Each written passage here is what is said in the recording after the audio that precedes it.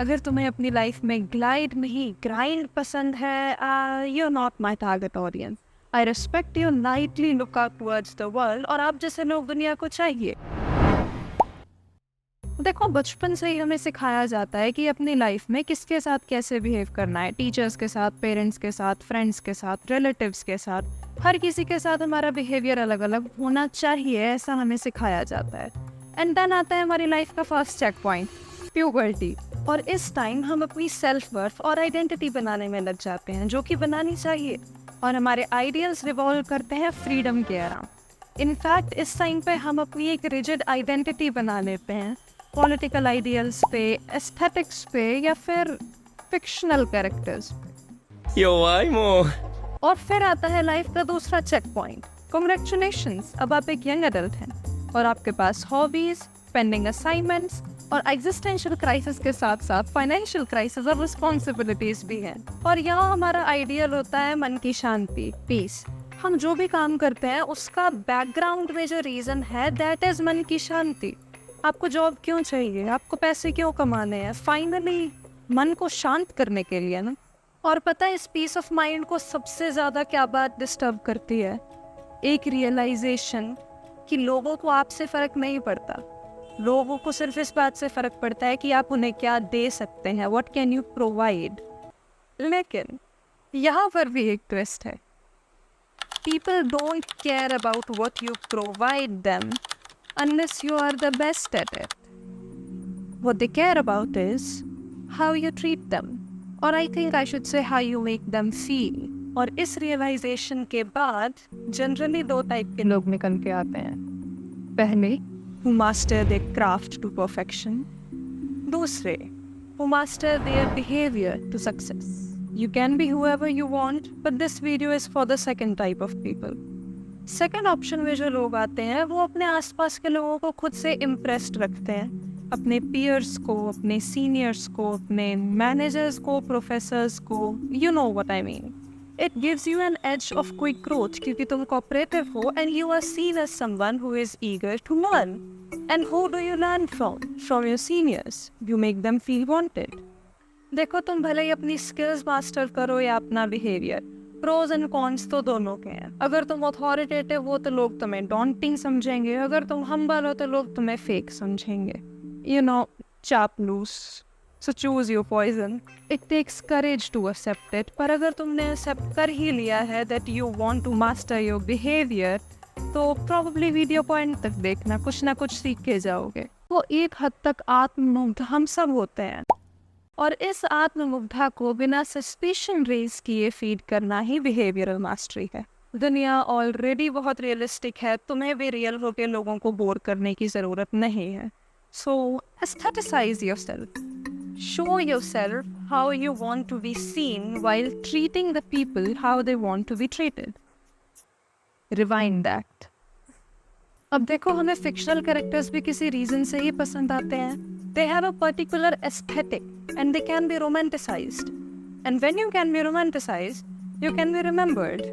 You are exactly remembered by your striking presence जो confidence show करती है and humble words. तो words और conversations पे हम किसी और वीडियो में बात करेंगे। यहाँ पे what we are talking about is aura.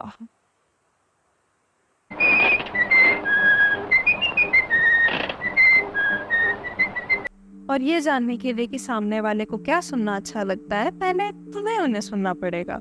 So second point is listen to people please. As I said, we are all narcissists. हमें अपने बारे में बात करना बहुत अच्छा लगता है। हमारे ड्रीम्स, हमारे ओपिनियंस, हमारे विजन्स, हमारा घर, हमारा परिवार, हमारे सब अपने बारे में फ्री में ज्ञान दे रहे हैं, घोट के पी जाओ। Give attention to detail. अच्छा लगता है जब कोई हमारे बारे में छोटी छोटी बातें याद रखता है। So be that person who remembers and genuinely remember it. देखो, listening is sexy, practice active listening. और यहाँ पे तुम एक तीर से दो निशाने भी मार रहे हो। You getting to know the person, you getting to know the content you need, और तुम एक अपना मिस्टीरियस ऑरा भी बना के चल सकते हो अगर if that's what you want. Then listening is your buddy. Listen to people. और मुझे पता है I'm not the first person who's telling you to listen to people, and I'll definitely not be the last. So please, listen to people, because if you don't listen to them तुम step 3 तक पहुंच ही नहीं पाओगे. People like to be praised, use that to your advantage. Praise people, but उनकी secondary quality की जिसको लेके वो थोड़े से इनसिक्योर है. फॉर एग्जाम्पल, अगर तुम डॉक्टर सिगमंड फ्रॉइड को कहते हो सर आपकी साइको एनालिटिकल थ्योरी पढ़ी थी, मज़ा आ गया, ये उन्होंने बहुत बार सुना हुआ है, उन्हें आदत है इस तारीफ की. तुम जस्ट क्राउड में एक फैन बन के रह जाओगे, and I don't think you want that. That's why you are here. वहीं अगर तुम उनकी पेंटिंग्स की तारीफ करते हो, so the smile that will appear on his face will be genuine. अब क्या डैडी फ्रॉइड पेंटिंग्स बनाते थे? आई डोंट नो, बट तुम मेन पॉइंट तो समझ गए ना. और हाँ, तारीफ करने का भी एक ढंग होता है. Never define a person, we hate being put into boxes. याद है ना हमारी एडोलेसेंस की मेन वैल्यू क्या थी? फ्रीडम. फॉर एग्जाम्पल, फ्रूइड साहब को कभी ये मत बोलना कि अरे फ्रूइड साहब आपको तो पेंटर होना चाहिए था. नहीं, तुम ना सिर्फ उनके ऊपर एक एक्सपेक्टेशन थोप रहे हो, पर तुम उनके प्रोफेशन की भी तौहीन कर रहे हो as a psychologist. Number 4, be the most blessed person they've laid their eyes upon. हम सबकी लाइफ में प्रॉब्लम्स हैं and we are frustrated by them. But do you know what else we are frustrated with? Complainers. At least your audience relates to, okay? As a comic relief, yeah. But who's the one giving them the actual value? ऐसा है, I'm still the ताज़ी हवा का झोंका in your manipulative lectures, okay? Yes, you are. Be the most blessed person से मेरा मतलब ये नहीं है कि तुम्हें शो करना है तुम्हारी लाइफ में कोई प्रॉब्लम्स ही नहीं है. बिकॉज तुम्हारा ये happy to go lucky nature लोगों को इनसिक्योर फील करा सकता है, and you don't want that. अपनी वल्नरेबिलिटी शो करो, but there is a time for that and there is a way for that. Bring it up with emotion, but bring it up with a sense of hope, because we all love an optimistic person. और ये display of vulnerability तुम्हारे romanticized version को एक plane पर लाएगी. You'll be seen as a human, and you can be related. और शायद लोग आपके इस optimism से inspire भी हों. और जिनसे हम inspire होते हैं हम उन्हें भूलते नहीं हैं. So in conclusion, you are grounded, you are optimistic, और तुम्हारी एक romanticized aesthetic presence भी है, which makes you a bit better, at least seemingly. पर यार, don't you think ये बहुत suffocating है? मैंने कभी नहीं बोला pick up a fake persona and be who you're not. एक मिनट रुक, तेरा मतलब क्या है? फेक भी मत लगो, अपने मन की भी मत बोलो. क्यों मत बोलो अपने मन की? क्यों ना करो मैं अपने मन की बात?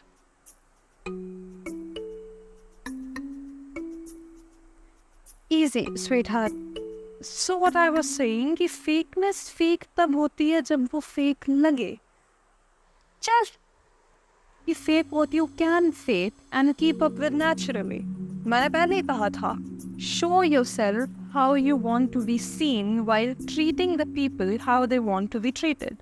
Keyword want to be seen. For example, let's say you want someone to visit a Mughal monument and remember you.